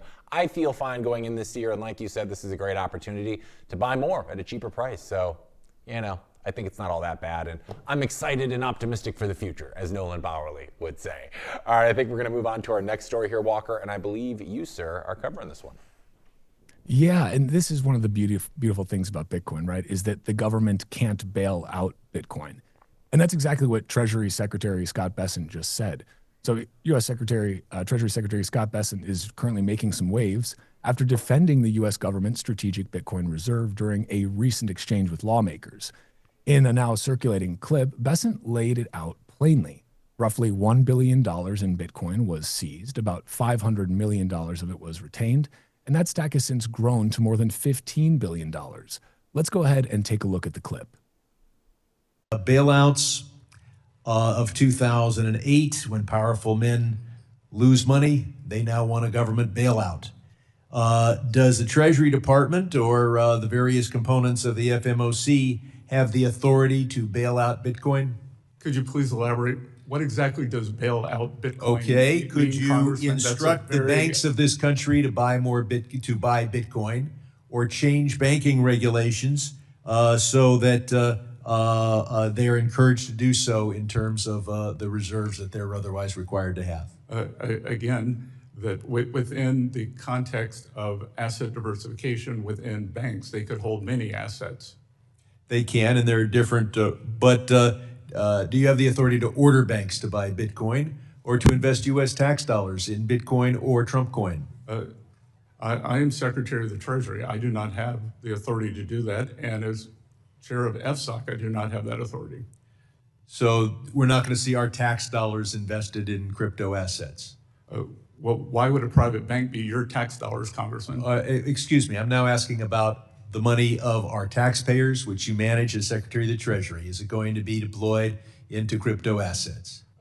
We are retaining seized Bitcoin, That's not exactly taxpayer money. You collect a lot of taxes this month. No, that is an asset of the U.S. It's an asset of the It is an U.S. asset of the It U.S. was government. are you going to invest and, any? and I will point out, Mr. Secretary, reclaiming my time. Are you going to invest? the asset seizure, that $1 billion of Bitcoin was seized, $500 million was retained, and that $500 million has become over $15 billion. Gentleman's time has expired. Bessent pushed back hard on the idea that the U.S. would ever bail out Bitcoin, making it clear the government has no authority and no intention to do so. Instead, he framed Bitcoin exactly as it is, a seized asset that appreciated dramatically over time. That framing alone is notable, a sitting Treasury Secretary publicly acknowledging Bitcoin's performance and implicitly validating the decision not to sell it. But here's where things go off the rails. The line of questioning was from Brad Sherman, House of Representative from California, and it was painful to watch. Lumping Bitcoin together with the Trump coin is just ridiculous, and lumping it together with all the other crypto assets as well. And this raised the specter of a Bitcoin bailout. Again, he was invoking the 2008 bank bailouts and completely missing the point, because Bitcoin was literally created because of those bailouts in response to them. Chancellor on the brink of second bailout for banks that is in the Genesis block. It exists to ensure that we have a money system that can't just bail itself out, can't be endlessly printed into oblivion, and doesn't depend on political discretion. Bessent did a solid job of drawing that line. The government can't bail out Bitcoin, full stop. But the exchange made one thing crystal clear. There is a massive education gap inside Washington. Either many officials truly don't understand why Bitcoin exists, or they're playing dumb for political theater. Either way, Bitcoin keeps doing what it was designed to do. It's exposing the cracks in the old system, whether lawmakers like it or not. Now, I'd like to bring Hank back up here. Hank, I'm not sure how familiar you are with old Brad Sherman, but he is a real piece of work. This is the same guy who said basically, well, of course we can print money out of thin air. We're the U.S. government. Another time when he had a line of questioning about Bitcoin and crypto assets. But Hank, to me, I mean, what does this tell you? Do you attribute this to just incompetence and a lack of education on the part of Brad Sherman? Or is this actually malice? Because he's been around for a while now. He's been talking about Bitcoin and crypto assets for a while now. He's always been openly antagonistic toward Bitcoin. And to say, oh, is Bitcoin going to get a bailout? I mean, he can't be that stupid, can he? Well, the very fact that you refer to him as old Brad Sherman tells me everything that I need to know. Because this very much, I think, identifies the clear educational gap that we're seeing, especially among elected officials who are only encountering Bitcoin through political and media narratives. Of course, they're going to be misguided about their take, which is unfortunate because you'd think they would do their homework. And I think there's a lot of lawmakers that are out there that, like old Brad Sherman, that genuinely don't understand the difference between decentralized money and speculative tokens. We've seen it before. People are just, they call crypto and they call Bitcoin as part of that, but you and I know there's crypto and then there's Bitcoin. And I think there's a lot of people out there that just are kind of choosing to not understand it or prefer kind of an ambiguity about it because, Bitcoin challenges the people's assumptions on how power is built and how the world works. And as you know, it takes time to kind of understand that reframing that comes when you encounter Bitcoin. So I think there's, like you mentioned also, I'm sure there's political motivations behind that, making sure you're doing the right thing on your side of the aisle and sticking to your talking points. So I think there's a lot of it at play, but we've seen time again, even these old guard slowly acquiesce to the demands and wants of the people. We're seeing it with Jamie Dimon at Chase Bank. He had nothing good to say about Bitcoin 5 or 6 years ago. Now they're going to be offering crypto services. So this is more of the same. It's just the old guard choosing not to understand that the world is changing beneath their feet because it's sometimes just easier to live the lie. That's my initial beat. What are your thoughts? Yeah, I mean, I think that Brad Sherman is perhaps not as dumb as what he says publicly makes him seem. I think that he actually does probably understand that what he's saying is just purely politically motivated, that he is using, I mean, just it's really, I think the offensive part to me here is to invoke the 2008 bank bailouts, to invoke the thing that Bitcoin was actually in response to. And then, to basically, anytime you are going against Bitcoin, you are implicitly advocating for the big banks who got bailed out. He's talking about use of taxpayer dollars. The taxpayer dollars were used to bail out the big banks after their mismanagement during the 2008 financial crisis. Bitcoin is literally a response to this. It is the anti-big bank. Bitcoin allows you to be your own bank. There are no bailouts for it. What are you even talking about, Congressman? That just makes no sense. And furthermore, you can tell that this is being used now as a political football, because now a lot in the administration and on the Republican side, this isn't to say there aren't some Democrats who have really come out more strongly in favor of Bitcoin and what it means for freedom-minded Americans. But it tends to have a little bit of a partisan divide right now. It tends to be lumped in there. You heard it yourself. Compared it to Trump coin. He lumped it right in the same sentence with Trump coin.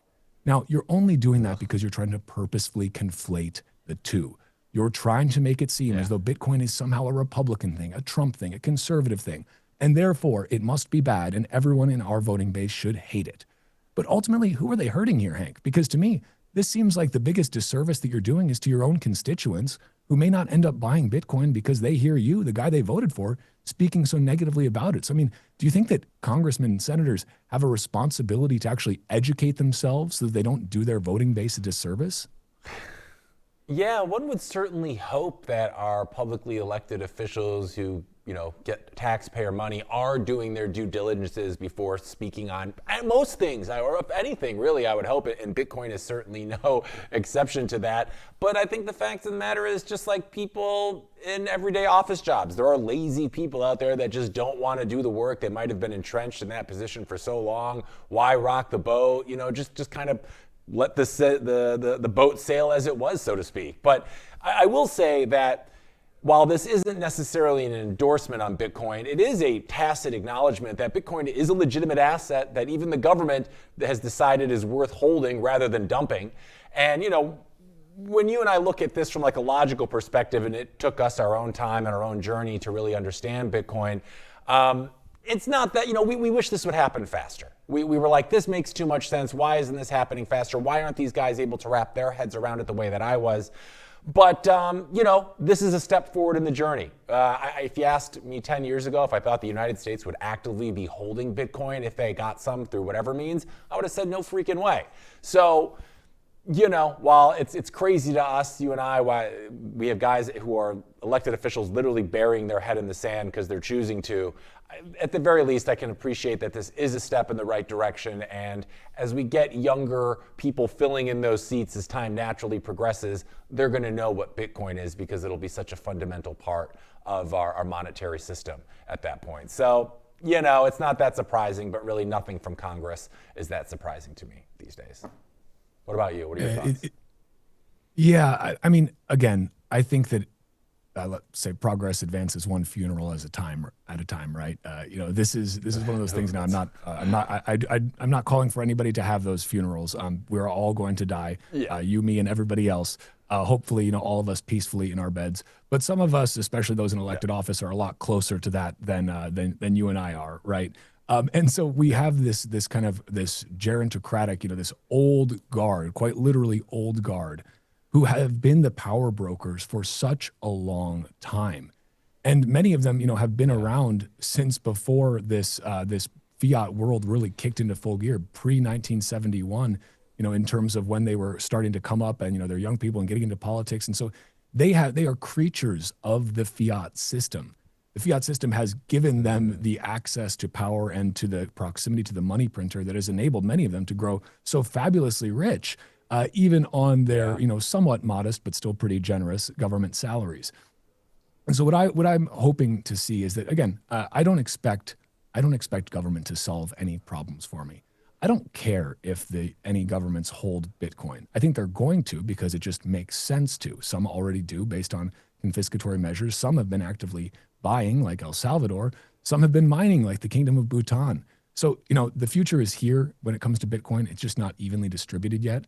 But when it comes to the government's position on it, really all I care about is that the government isn't openly hostile to it, that the government is hopefully putting some protections in place for developers, something that may be getting scrapped out of the market structure bill. We covered that on my show pretty extensively on Tuesday. And the government, it's important to remember, they're not there to give anyone rights. We already have rights. We already have freedoms. The government can take them away. unfortunately. So, I've said it before, I'll say it again. I'd rather have a government full of Cynthia Lummises than Elizabeth Warrens or Brad Shermans. But unfortunately, it seems that we have more of the latter right now.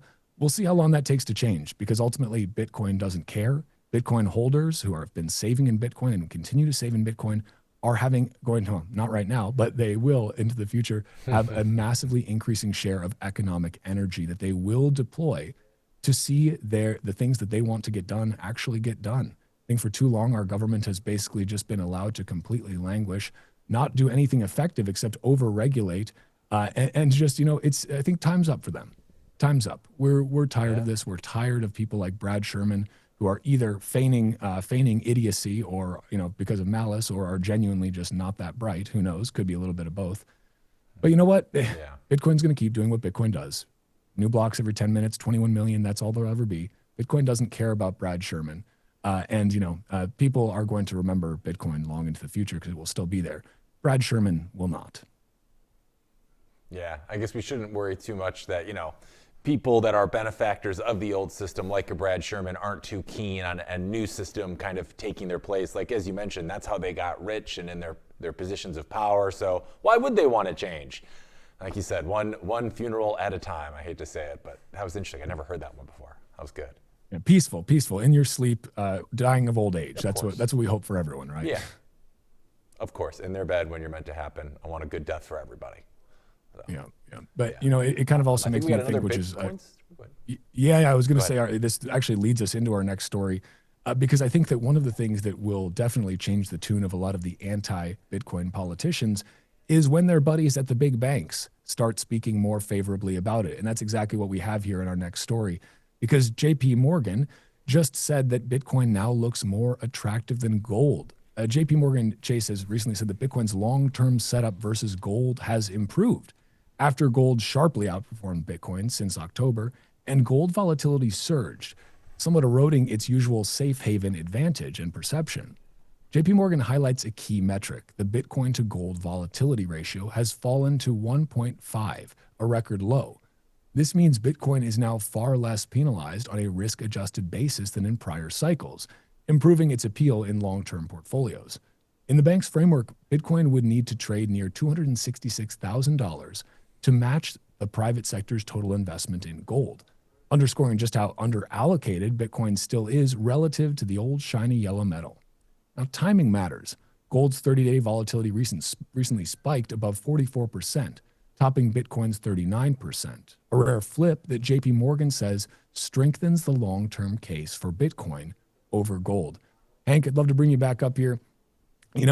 A lot of the headlines have been about how well gold has done, how well silver has done as well. These old school pre-internet era monies that ultimately failed in the information age because they could not keep up with the ability of governments and central banks to outprint them. They ultimately failed as monies. And now Bitcoin exists. And now we have folks at JP Morgan who, as we know, CEO of JP Morgan, Jamie Dimon, has not been Bitcoin's biggest fan. But look how the tides appear to be shifting here, right? This is, I think, a pretty important milestone to have Bitcoin called a better long-term setup than gold. So when you see this coming out of someone, a bank like JP Morgan, really they go back a long ways, back to the creation of the old Federal Reserve and even earlier. What do you think this signifies for people out there that are reading this headline and seeing, wow, Bitcoin looks more attractive than gold long-term, and who's it coming from? It's coming from JP Morgan. What does that make you think? Anytime a big institution like this has to acquiesce to the demands of their customers, despite coming out years ago, we mentioned it earlier on the show, JP Dimon has not been a fan of Bitcoin traditionally. It tells you everything you need to know. Like when I heard BlackRock, the evil empire, started acquiring Bitcoin, I was like, okay, this thing is definitely here to stay. And then you see a bank like JP Morgan start getting on the horse, and it kind of tells you again everything you need to know. They understand that Bitcoin is different than gold or silver because its supply is fixed and verifiable. Gold, as we know, you can go to Africa and mine more of that, or maybe we'll find one of those meteors like Armageddon. Bitcoin is easier to transport. You can divide it to the 8th decimal or whatever. You can store it securely. It just has so many advantages to gold that it just makes more sense for the future of protecting your assets and your money. So I think they saw the writing on the wall too, and anytime a big bank, again, it has to do something like this almost begrudgingly or has to acquiesce into it, to me, it signals to me that they see what's happening in real time and they're adapting to it. So it's a huge bullish indicator as far as I'm concerned, and that's why I can look at today's price and not fret over it too much, because I'm like, guys, the writing's on the wall. It's right there. It says JP Morgan Chase. So I feel great about it. That's my initial take. What about you, Walker? Yeah, I mean, I think it's notable just because we're not talking about Bitcoin versus the S&P 500, or, it's not being compared here to something else. It's being compared to gold. I mean, gold, the ultimate perceived safe haven asset, the one with it's the asset with the longest track record in history, right? It's gold. Like it was, the best money for a very long time. And it's not just saying, hey, here's Bitcoin alongside gold. That's very nice, but Bitcoin still is so volatile. No. They're looking at the numbers and saying Bitcoin right now looks like a better long-term play on a risk-adjusted basis because its volatility is now less than that of gold. That's really a remarkable thing right there. It's remarkable not only to see this kind of tacit endorsement of Bitcoin by the likes of the bank JP Morgan, but also just to look at the numbers and say, wow, that's actually kind of crazy that Bitcoin is right now, purely on a numerical basis, looking less volatile than gold. That is, right. I think, just a sign of the times that we live in, because I think we do live in volatile times, right? We are entering a very, let's say, a very tumultuous period. We've already sort of been in one. I think things are going to get more tumultuous before they get less. But I'm glad that we have Bitcoin. I'm glad that we're also seeing acknowledgement, because, like it or not, again, you don't have to care what JP Morgan says. But why I think this is actually important and valuable and a good thing is because, like it or not, a lot of people aren't going to pay attention to Bitcoin until they see, as you mentioned, the likes of Larry Fink of BlackRock saying, yeah, we endorse this. It's their most successful ETF ever now, BlackRock's Bitcoin ETF, right? Mm-hmm. Or seeing the likes of JP Morgan Chase as the massive, the big behemoth of a bank that it is, saying, look, this is looking better than gold right now. That matters for a lot of people right there who are very risk averse and who are looking at this and have always kind of had the problem with Bitcoin that, well, Bitcoin's just a little too volatile. I'll just stick with something safe like gold. Well, now that narrative just got flipped in its head. It's, right now, Bitcoin's having some volatility to the downside, gold to the upside, although it's down quite a bit right now. And I think people are going to look at this and say, maybe I need to rethink my position on this. Maybe Bitcoin's not quite as volatile as I thought, if it's less volatile than good old-fashioned gold right now. Right. And part of me wonders too, Walker, is like, are we having a hard time maybe having the masses understand what's going on here? Because maybe we haven't thought of like an appropriate analogy. So I just thought of one, and maybe I'm off base here, but I think this plays. To me, like, gold reminds me, I feel like Bitcoin is doing for gold kind of what the internet did to the printing press. It was like both of them, and in that case, you have the printing press and the internet. Both are instruments that disseminate information to people at mass scale. But the internet just does it better because I can reach everybody instantly. I can change things in real time. I can coordinate with other people. It's a much better version of books, right? And I feel like gold and Bitcoin, it's kind of similar. Bitcoin holds value like gold, but I can, I don't have to hold it with me and bring it anywhere. I can transact it instantly. I can't just mine more of it when I find it. So I wish people could understand that, like, people look at Bitcoin as like this currency and they think of it to the dollar, but it's really more of akin to a technology upgrade, I think, than anything else. And I wonder if we had a better way of showcasing that to John Q. Public. Maybe would they have a better understanding of it or have an easier time digesting it? I don't know. What are your thoughts? Maybe I'm off base here. No, I think it's a fair point. And I think framing Bitcoin is always a difficult thing. It's difficult to frame it as technology because, well, while, people will say then, okay, let's look at the technology S-curve and where are we in that S-curve? But Bitcoin's not an iPhone, right? It's a revolutionary monetary technology. So you can draw some parallels, but it's difficult. Bitcoin is money, right? Bitcoin, that's a statement of fact. Bitcoin is money. It's the best money that we've ever invented, discovered, created, however you'd like to say it. But it's difficult to just say that to people because they don't actually know what it means to have good money, especially people today.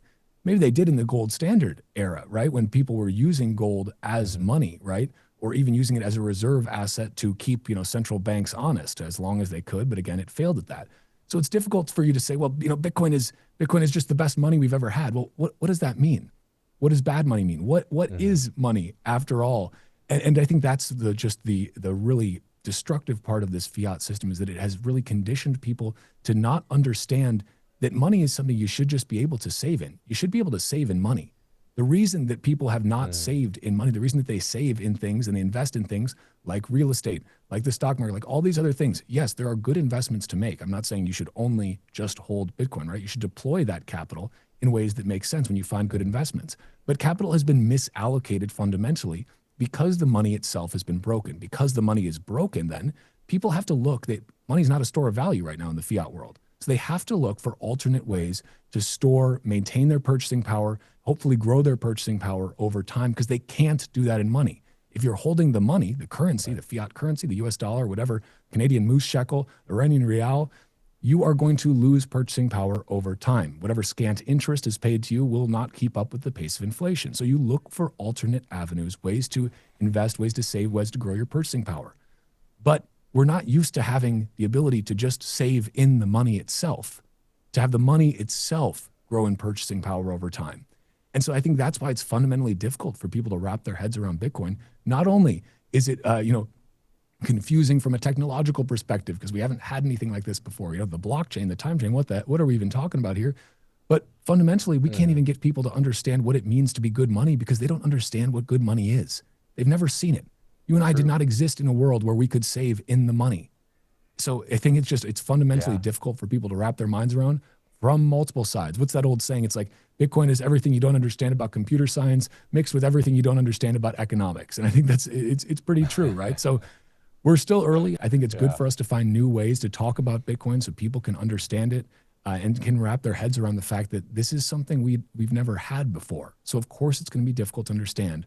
But boy, you should try to understand it sooner rather than later. It might make sense to get some just in case it catches on. Yeah, it almost makes me wonder though, or maybe are we focusing on telling people what good money is, and maybe we should be helping people identify what bad money is so that they can see that they're actually have been holding it their entire life? Because it's hard to describe. I think of it like it's hard to describe an animal to somebody if they've never really seen or understood that animal, and that's kind of Bitcoin a little bit. But we can be like, oh man, this dog you have is really bad. Like you got to put him out to pasture, like it's old yellow room, because it's that's really what fiat currency is doing, especially since 2020. It's like 25-30% of our value has been eroded because of all the money printing. So I don't know. There's a lot of these things that we need to figure out in the Bitcoin world so we can get these messages more cleanly across to people that aren't in the space yet. But we're trying one day at a time. And I think we're going to take a quick break here, Walker. But when we're back, you and I are going to be chatting about what's going on in Iran as they map out a war scenario that could end up happening with the United States. Yikes. We'll be back with that and more right after this quick break.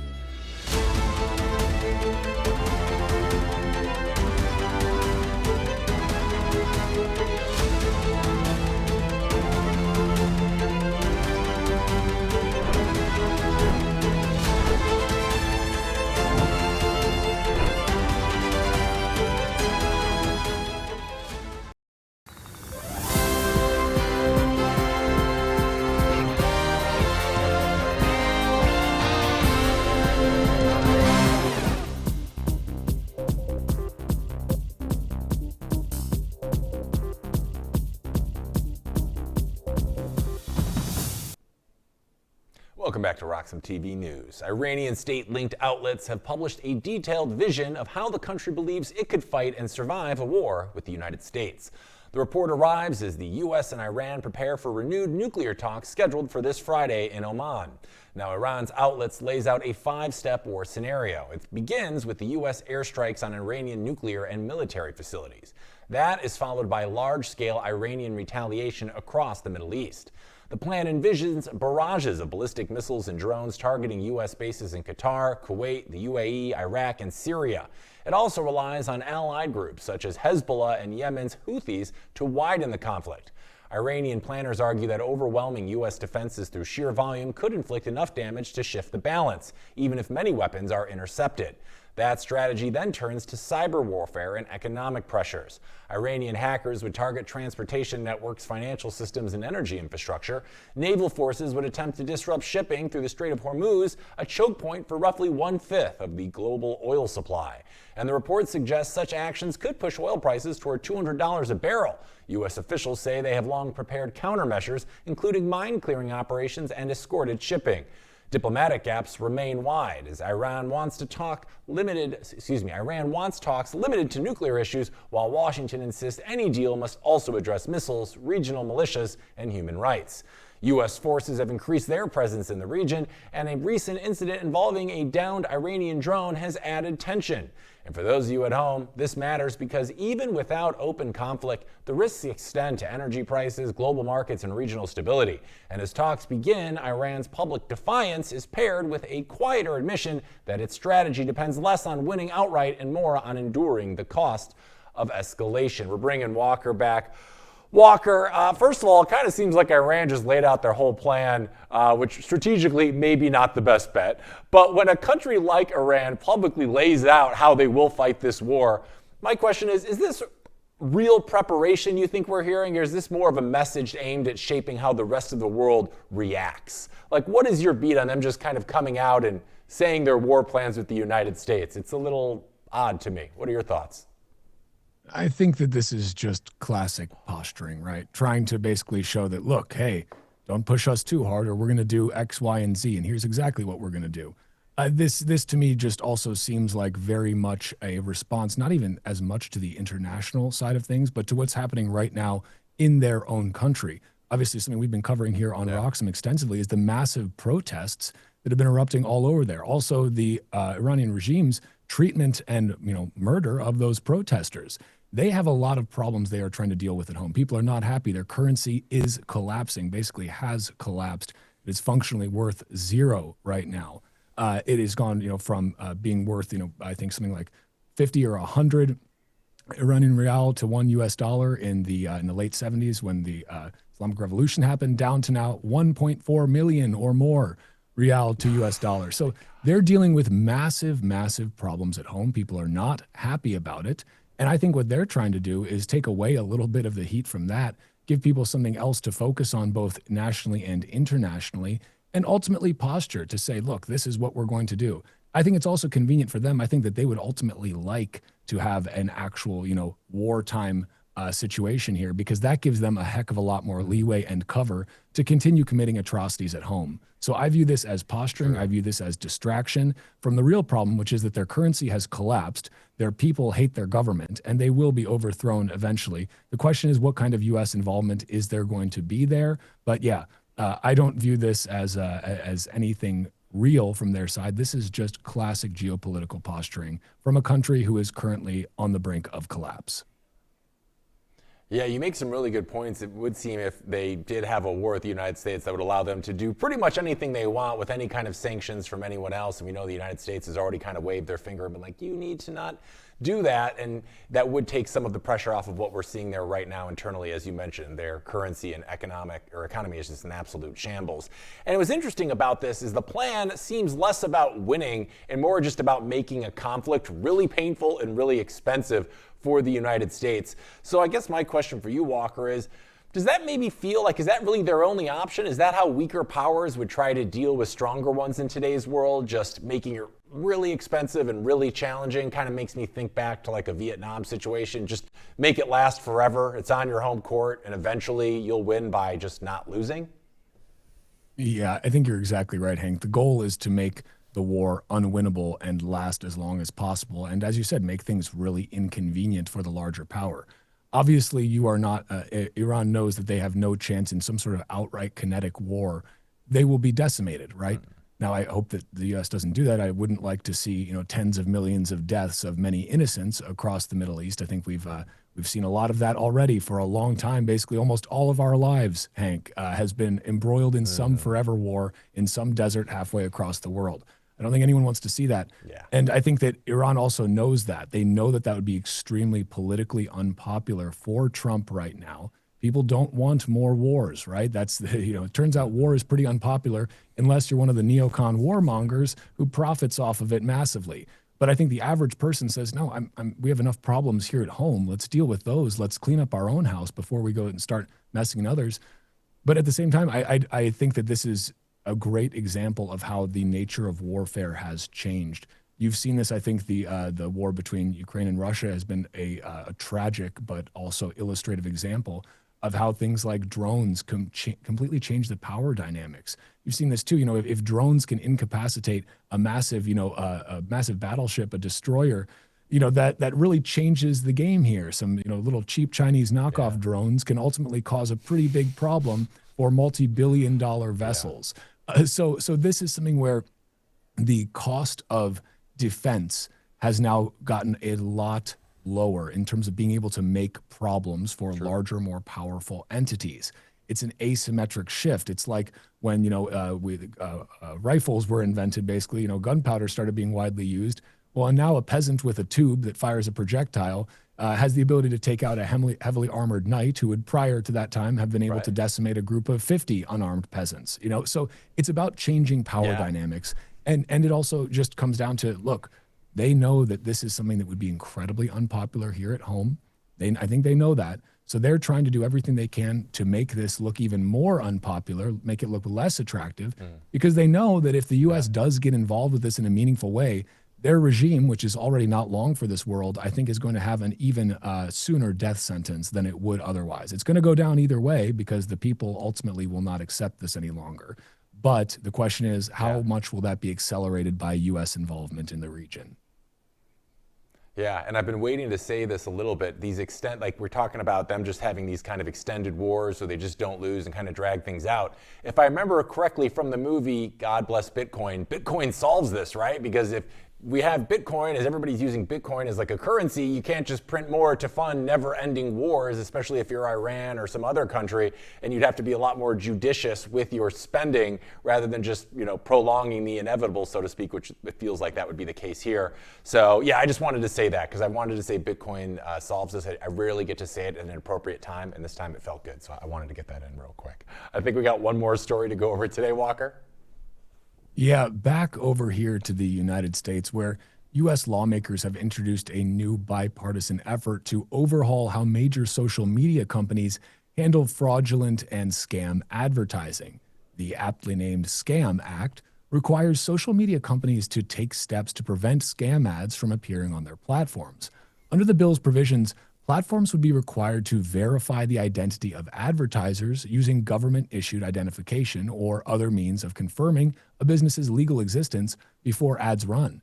The legislation also directs companies to investigate and act on user or government reports of scam advertising promptly, and deems ongoing failures to curb scam ads as a violation of existing prohibitions against deceptive business practices. The legislative move follows a series of high-profile investigations and mounting evidence that scam advertising on social media is both pervasive and profitable. A Reuters investigative report from late 2025 found that internal Meta Platforms documents documented projects about 10% of the company's 2024 ad revenue could come from ads tied to scams and illicit products. Those scamming ads appeared across Facebook and Instagram, often promoting fake or fraudulent schemes. Meta and other social media companies are pushing back in response. In response to this initial Reuters report, Meta stated that internal estimates overstated the share of revenue tied to scam ads and emphasized its ongoing efforts to combat fraud at scale. The company also highlighted partnerships with regulators and investments in AI-based detection tools to flag and remove scam content. The key question in the coming weeks will include whether the Scam Act gains traction and wins enough bipartisan support to reach a floor vote in the Senate. Hank, we'll bring you back up here. When you hear about these sorts of efforts, I mean, on the surface, this sounds pretty reasonable. It sounds like it might be a good thing. But what do you think about this? I mean, is this the responsibility of the social media companies to ultimately police this sort of thing, or does it fall somewhere else? What's your take on this? How do you think this should be handled ultimately? Ooh, this is a tough one, because I'll tell you one thing. I've had it up to here with the scams. I get them on emails, I'm getting them on Telegram, I get them through text messages constantly. And it's really making it hard because like I might get a text message from my doctor or something. I legitimately don't know some of these links if I should even consider clicking on them. So I think when it comes to paid advertising, I think we need to figure something out here, because when you're talking about paid advertising as opposed to organic growth, because people are putting money behind it, it almost ushers in like an element of credibility that I think me as a viewer kind of accepts. Oh, this company is paying for an ad, it's a paid ad, it must be real. But the fact of the matter is a lot of these aren't, and it's getting incredibly hard to know the reality from this fake reality that we're getting all the time through these ads. But with that being said, it's also incredibly hard for the technology, I think, keeps changing to keep having this like, what do I put it? Like to have the combatant technology that would then, I don't know, essentially get rid of these scams or alert me to know that it is a scam. So we need to figure it out. I just don't know how you police it. I guess government measures would have to be in place because there's all these different platforms and they're gonna have to go about it, I think, through different methods in each platform. So I'm okay with the government doing it if they can actually get some concrete rules and regulations in place, because it's getting out of hand, man, just from like a consumer point of view. I don't know if you've had experiences like those, but I feel like everybody's trying to scam me all the damn time. It's like I'm back on a tuk-tuk ride in Bangkok. It's terrible. I don't know. What are your thoughts? Everyone is a scammer, it seems. And I think there's some nuance here, because again, this is one of those things where on the surface, this sounds like a pretty good thing, right? It sounds like something that you would want, something that, yeah, why shouldn't we hold these social media companies accountable? Where I worry, because I try to take a step back and I say, okay, what does this functionally do though in the long term? Because they're talking about, okay, you're gonna need an ID to prove that you are who you say you are, I guess, as an advertiser. Okay, so that's more ID measures, ID requirements for social media companies. We've seen that all over the place. Or prove that you run a business, but your business is a real business. But that doesn't actually stop anything per se. You can have you can register an LLC and scam from it. So that doesn't really stop the problem. Yeah. But what it does do is create an even larger regulatory compliance burden for these companies. Now, for the big companies like Meta, like X, any of these very large ones, that's not a very big deal. They have got massive, massive legal teams that just do this. That's all they do. But what about for smaller upstarts? Where else is this going to be applied? Does this just create a larger regulatory moat than these big companies already have? Because ultimately the cost of compliance with regulations makes it impossible for any new entrants to ever be able to scale up, because they purely, a new social media startup purely won't be able to afford these sorts of compliance costs. So that's where I always try to take a step back and say, what are the second and third order consequences of this? Is this something that ultimately is going to be beneficial? Where do the pluses outweigh the minuses here? Or is this something that ultimately just creates a larger regulatory moat than already exists for these massive social media giants, and really just further solidifies their incredibly strong hold that they already have on the market? I don't know if you have any thought on that. No, those are really fair points, and I definitely understand what you're saying with that. Yeah, I just have a hard time thinking you can't regulate it. I'm just thinking with AI right now and the deep fakes and the scams those are leading to, we got to figure something out. And ultimately, if it makes that moat a little bit more difficult to traverse for especially mom and pop companies, like just because it makes the process a little more convoluted and a little more difficult doesn't mean you shouldn't necessarily be addressing what's a very real problem causing real financial damage to lots of people, and it's only going to get worse. So you make a lot of good points there, and I get not wanting to boggle things up too much with too much regulations and new ID numbers or whatever, but there's gotta be a way, because it's just so bad. Like I literally now, like I was doing some of my budgeting, and I literally keep part of my budget now in for scams and stolen in today's world, whether that's like packages being stolen or maybe some BS scam. And I'm usually pretty good about it, but I've been in NFTs, I've been in a lot of that stuff before, and it's just around every corner. There's something. So we got to get this under control. I don't know what the answer is, and you make some very valid points, but there's got to be some kind of happy middle ground there. I don't know what it is yet. I guess I'll leave that up to the politicians, but it's not a great situation. They always know what's best for us, Hank. So at least we've got that. They do. So maybe we shouldn't leave it up to them. You're right. Good point. I retract what I said. What would you do? How would you combat this? Did you have any thoughts? I mean, it's a big question, though. I know. I don't have a silver bullet for this. I think that a lot of times it's very much the case that these companies do turn a blind eye to this sort of thing because it is making them money. You heard that in the statements coming from Meta. I think that they kind of play dumb sometimes. Right. Well, what can we do about it? But ultimately, I don't know if the solution to that is just more regulation, right? I think one of the best solutions that is more optionality for users to be able to switch and have credible alternatives to these platforms that have such a massive entrenched network effect that and again, they're some of the most profitable companies in the world, like Meta. This is the biggest bully on the playground, right? So where, again, I try to just be conscious of the fact that while there may be often a reasonable knee-jerk reaction to say, well, we just need to regulate them more. If regulating them more worked, well, then it would have already worked. That's the thing. These are heavily regulated companies, and often the regulations and adding more and more and more on top of that, again, it doesn't necessarily serve to better the user experience or to to combat these scams and all these fraudulent activities happening at a large scale. But it does just, scammers always find a way around, right? They will find a way around these things continuously. AI has made a lot of that even easier and easier. So you can try to put up some, let's say, some filters in place for these things. Yeah, maybe there's some sort of, common sense legislation that can be passed. But I always try to just take a step back and remember that, again, more government regulation doesn't always mean the best results are going to be achieved. It often means there are lots of second and third order unforeseen consequences, and that at the end of the day, the problem doesn't actually end up really getting meaningfully fixed. But what you have done is made it harder for any new entrants to compete at a meaningful scale. So let's see what happens with this. Again, between the robocalls, spam emails, all of the kind of just absolute bullshit, different schemes that you see pitched on various platforms. Like it is just absurd. It is an absurd scale that it's happening at. But again, I just don't know if I'm of the opinion that usually the problems there that you're identifying are not going to be fixed by more and more and more regulation. They're going to be fixed by more and more competition and people voting with their feet. But that's just me. I'd just like to see the government less involved, not more. But I know I'm often in a minority there.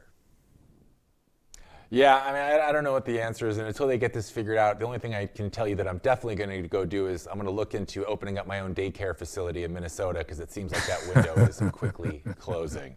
All right, guys, I think that is a wrap for Walker and I here at RoxomTV News. Walker, always a pleasure having you co-host with me. I can't wait to do it again tomorrow and wrap up the week. Thanks so much for joining us today, bud. Thanks for having me, Hank. Looking forward to tomorrow. Let's see if we crash lower with Bitcoin or if we get a little bit of a bounce and we can get some more bullish vibes happening here. Let's see. Either way, I'll be excited to chat with you about it. So I'll see you mañana. I'm Walker. Always a pleasure. All right, gang, that is a wrap for today's episode here at RoxomTV News. We'll be back same time tomorrow, 8 a.m. PST for more. If you haven't already, make sure to like, follow, and subscribe to RoxomTV, RoxomTV News, me at Hank at RoxomTV, and Walker America as well. You can check us out on X and all of the platforms people actually use. And if you're staying tuned here at RoxomTV, next up, you're going to have Joe Nakamoto with his show, so make sure to stay tuned for more of the day's top signal right here at RoxomTV. Until tomorrow, stay safe, stay informed, and always hodl on. See you Friday.